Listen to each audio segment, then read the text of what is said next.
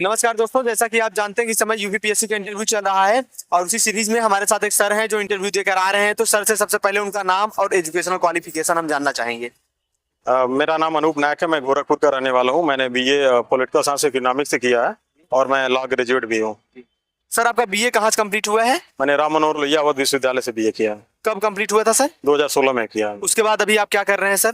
इस समय sir civil सेवा की तैयारी ही कर रहे हैं। उसके बाद आगे कुछ एजुकेशनल क्वालिफिकेशन है या फिर आगे क्या किया है? मैंने लॉ ग्रेजुएट हूँ। मैंने 2022 में सीएमपी डिग्री कॉलेज प्रयागराज से मैंने लॉ किया है। अच्छा अच्छा अच्छा। अभी कहाँ पे रह के सर आप तैयारी कर रहे हैं? प्रयागराज में ही मैं रहता हूँ, यहीं पे तैयारी करता हूँ। तो सर, प्रयागराज में रहकर तैयारी कर रहे हैं, जो बच्चे प्रयागराज में रहकर तैयारी कर रहे हैं उनको यूपीपीसीएस प्रीलिम्स और मेंस की क्या स्ट्रेटजी होनी चाहिए, ये सलाह बता दीजिए सर। यूपीपीसीएस प्रीम की सबसे मुख्य बातें यही है कि जो भी पुराने वर्ष के पेपर हैं उनको अच्छे से देखा जाए, देख के उसके बाद उसका नोटिंग कर लिया जाए। उसके अलावा करंट अफेयर पे अभी फोकस रहा है, क्योंकि पीसीएस में लगभग 30 क्वेश्चन तक करंट अफेयर के ही आते हैं।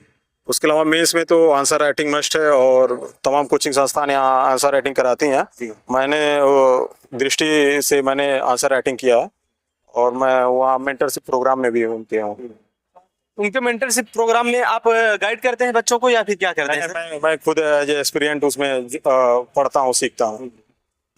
तो सर, ये बताइए, जो जीएस पेपर 5th और 6th है यूपी स्पेशल का अभी नया इंक्लूड किया गया है, तो उसको लेकर क्या स्ट्रेटजी होनी चाहिए?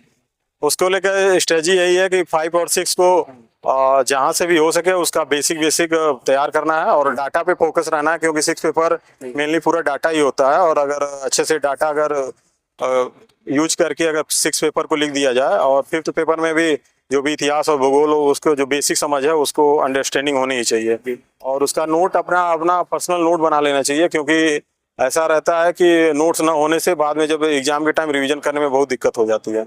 सर, अभी आप इंटरव्यू देकर आ रहे हैं, किनका बोर्ड था और कौन कौन से सवाल किए गए? संजय सिरनेश सर का बोर्ड था। मैं बेसिकली गोरखपुर का हूं, तो उन्होंने पहला क्वेश्चन पूछा कि आपने ऐसा जीवन में ऐसा क्या किया है। तो मैंने बताया था कि सर मेरे यहाँ बालू खनन होता है और मैंने उसके संबंधित कई बार मैंने स्टेप लिया है। उसके अलावा सर उन्होंने पंचायत से भी पूछा था, तो मैंने बताया था कि उन्होंने मेरा राय पूछा था पंचायत पे कि एज ए डीएम अगर पंचायत में जातिवाद बढ़ रहा है तो उसको आप कैसे रोकेंगे। तो हम कहें सर लोगों को समझा के, और कई बार अधिकारी गांव में आते भी हैं, बताते हैं कि ये दारू मुर्गा ये सब गलत बात है, वही सर मैंने भी बताया था। और उसके अलावा सर ईरान की जो वो वारशिप डूबी है यहाँ पे श्रीलंका हो, तो वो अंतर्राष्ट्रीय कानून का उल्लंघन है कि नहीं है। तो मैंने बताया था कि ये सर जब कोई देश वार में होता है तो ये हर समय जायज होता है और जो भी होता है वो जायज ही होगा।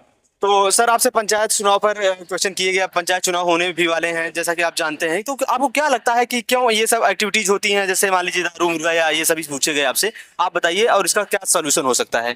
इसका सबसे बढ़िया सलूशन तो यही है कि लोगों में जागरूकता है, क्योंकि गांव में देखा जाता है कि जो चुनाव आता है लोग दारू मुर्गा के पीछे अपना वोट दे देते हैं, तो बहुत परेशानी हो जाती है। क्योंकि यहाँ तक कि कैंडिडेटों को जो भी लड़ते हैं उनको भी बहुत खर्चा करना पड़ जाता है। तो मैं वही कहूंगा कि मतलब ये दारू मुर्गा गलत है और आप लोग अपने गांव के विकास के लिए ही वोट देना चाहें। जी। अगर आप एसडीएम बना दिए जाते हैं तो इस कल्चर को कैसे समाप्त करेंगे? मैं इस कल्चर को जागरूकता के माध्यम से समाप्त किया जा सकता है। ऐसा तो इसे कोई संवैधानिक रूप से हम उसे रोक तो नहीं सकते हैं, लेकिन जब चुनाव होता है तो जो समान आचार संहिता जारी कर दी जाती है, तो उससे कुछ रोक रहता है। लेकिन गांव स्तर पे जब तक कोऑर्डिनेशन में बैठा है, लोगों में जागरूकता ना है, तब तक ऐसा इसको रोका नहीं जा सकता। एक सवाल और है सर, जो ग्राम प्रधान और जो वीडियो का नेक्सस बनता है, उसके बाद जो मतलब की कमाई का या करप्शन का वो चांसेस बनते हैं, उसको कैसे कंट्रोल किया जा सकता है? सर ये तो सर वहाँ पे करके ही लोगों के बीच में जागरूकता ही है, और तो सर अंडरस्टैंडिंग के ऊपर है कि कौन लेता है करप्शन, कौन कर रहा है जी।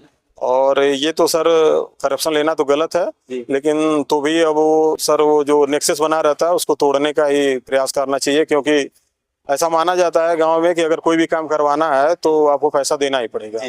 तो इस विचार को तोड़ना है, क्योंकि मुझसे संजय सिन्हा सर जी ने पूछा था कि ऑफिसर और ऑफिसर और अधिकारी और पॉलिटिशियन और जनता में सबसे ज्यादा करप्ट कौन है। जी, जी। तो मैंने कहा था सर कि तीनों में सर वो है, लेकिन मैं जनता को ज्यादा इसके लिए मानता हूँ, क्योंकि जनता अगर ऐसा नहीं करती तो करप्शन बढ़ता ही नहीं। जी। तो सर आपको क्या लगता है कि जो जनता करप्शन फेस कर रही है, चाहे वो वीडियो लेवल पे हो, विलेज डेवलपमेंट ऑफिसर हो या ग्राम प्रधान हो या फिर अन्य लोग हो, इनको कैसे रोका जा सकता है, कंट्रोल कैसे किया जा सकता है? या संजय श्रीनेश सर आपसे पूछे तो आपने उसका जवाब कैसे दिया, और कैसे आप एज एन ऑफिसर आप कैसे इसको रोकेंगे? सबसे वही है कि जनता के बीच जागरूकता ही सबसे बड़ी महत्वपूर्ण है कि वैसे भी भ्रष्टाचार का जो अधिनियम है उसमें ये है कि भ्रष्टाचार पैसा देना और पैसा लेना दोनों इलीगल होता है।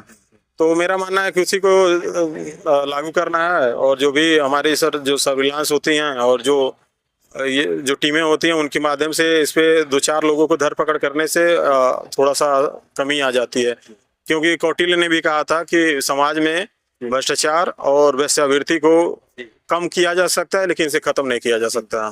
कम किया जा सकता है लेकिन खत्म नहीं किया जा सकता। जैसे मछली अगर जल में रहती है तो पानी कब भी लेगी हमको मालूम नहीं चलेगा ना सर। जी सर। जी सर। तो thank you very much sir, आप हमारे साथ जुड़े, आपको बहुत बहुत बधाई सर, आप जल्दी से एडीएम बने, यही शुभकामनाएं हैं sir. Thank you very much sir. Thank you sir.